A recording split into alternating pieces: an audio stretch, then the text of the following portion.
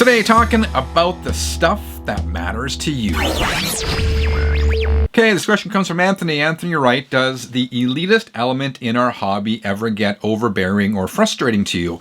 I ask because it causes me not to be involved in groups where some people in the hobby are truly looking for guidance and help, but are drowned out by comments, dragging their rig, and insisting you need to spend a lot of money. Yeah, definitely, man. The whole elitist thing does get frustrating to me once in a while, and it's not unique to record collectors or music collectors in any hobby or with any passion. There's a certain element who, for lack of a better term, become the gatekeepers and the judge and jury of what equipment and what gear and what music and whatever is acceptable and what is not acceptable. At the same time, after doing these YouTube videos for a decade, I've gotten pretty good at drowning out the noise. I think part of the issue is some people forget what it's like to be a kid or a teenager getting into music where you don't have a ton of money and you cannot afford the best gear. This whole thing is intended to be a journey, right? You start with this gear, test it out, and if you like the whole record buying thing, then graduate to better equipment as you get more money. Nothing wrong with that at all. And it's funny because I've been accused of being an elitist in comments on past videos, and I don't understand that at all. In fact, years ago, and I did a video about this, I bought my kids a Victrola all-in-one turntable because I was tired of people saying that this gear is going to destroy your records. It won't. It'll take a lot of listens for a crappy turntable to destroy your records. And even if it does, who cares? As long as you're having fun. And my kids loved learning about records by using their all-in-one turntables. They never really, or record players, sorry, they never really got into record collecting. My oldest daughter, who's 16, is kind of getting interested in collecting compact discs. But yeah, I'm kind of talking in circles here, but there is a certain element of gatekeeping and elitism in any hobby, including record collecting, and it can get frustrating. Channel 33, RPM. All right, this question comes from Vince, and Vince writes, Frank, do you consider yourself a completist? If so, what bands have earned the space in your music room? Well, I definitely used to be a completist, not so much anymore, but I used to be a completist for certain bands and artists, specifically Kiss, Judas Priest, Alice Cooper, Ozzy Osbourne, and Black Sabbath, specifically the Black Sabbath Ozzy Osbourne stuff. I never got into like the color variants and all that kind of stuff, but I bought all the stuff that those artists put out, and then I collected pressings from various countries and whatnot. But I kind of slowed down with that, and I no longer automatically buy everything those artists put out because I have all the back catalog stuff, and I'm not interested in the 7th reissue of Black Sabbath's debut album, that kind of stuff, right? Like I think I have, with the Black Sabbath debut, I think I have like 5 vinyl pressings. I got the CD, so many different variations, right? So the only things I really buy from those artists now might be deluxe reissues, or if like there's a cool Blu-ray surround sound remix or reissue, that kind of stuff. And Vince agreed with me because we're kind of talking back and forth, and he wrote, and I told him I'm less of a completist now, and he said, yeah, because once you get everything and all releases are reissues with nothing different, there's no point. Yeah, and I absolutely agree. I don't need a 17th copy of Black Sabbath's debut album or a 10th copy of Judas Priest Screaming for Vengeance. Channel 33, RPM. All right, this question comes from Ernesto. He writes, hey Frank, what is your favorite drink? Well, my favorite drink, I don't have it with me right now, but it does go really well in this Friday Night Vinyl Channel 33 RPM rocks glass. Actually, it's hard to see. I'm gonna pour a Pepsi in here just so you can see the writing better.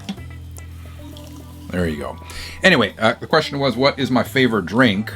My favorite drink, particularly on a Friday night, is, I'll tell you what I do. I take this glass and I fill it half with ice. I add 1 ounce of Crown Royal and I top it off with Diet Pepsi. That's my favorite drink, and if you're interested, shameless plug, in these glasses, they are available in the Channel 33 RPM store.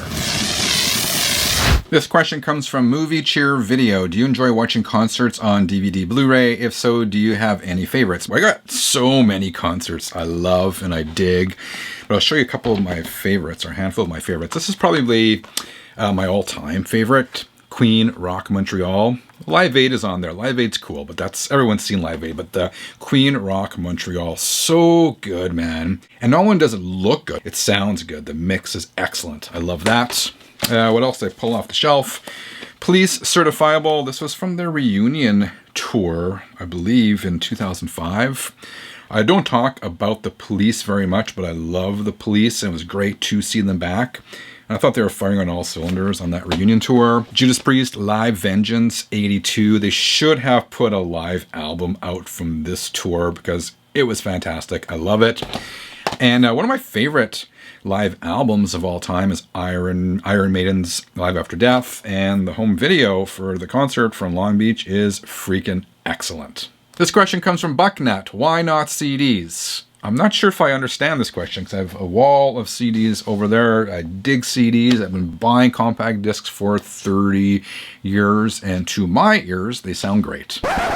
Okay, this question comes from Jose. Since the prices of records are getting so high here in Canada and elsewhere, I've been buying more CDs than actual vinyl records. Have you been doing the same? So, no, I haven't. I just professed my love for CDs and talked about how good they sound and talked about having a wall of CDs there behind me. But I've actually probably been buying fewer CDs, believe it or not. I think I bought 3 or 4 CDs last year. I listened to them once or twice, filed them away, and I've just been streaming those albums via high resolution streaming just because it sounds so good nowadays, going into my Blue Sound Node or my WIM streamer or my WIM app. So I still dig CDs, man. I'm a physical media guy, but for better or worse, I have actually been buying fewer CDs.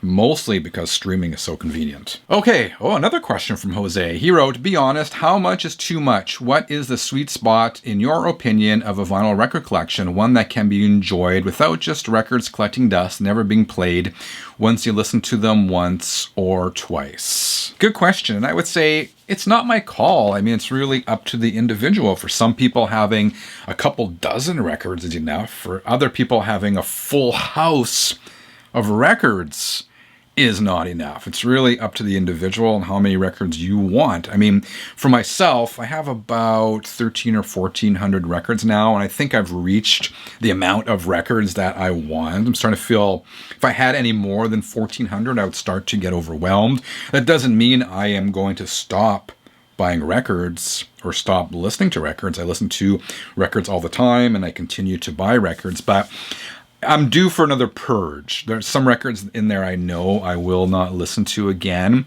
probably a couple hundred. So my plan is to kind of purge those and then buy more records to fill their space, right? I don't want to get any more shelves. This is the maximum that I want. But again, if people want a full house of records, which is totally cool, if you watch my Vinyl Dens videos, you'll see them all sorts of collections, from small, more humble collections to, as I said, thousands and thousands of records. So all of it's cool, man.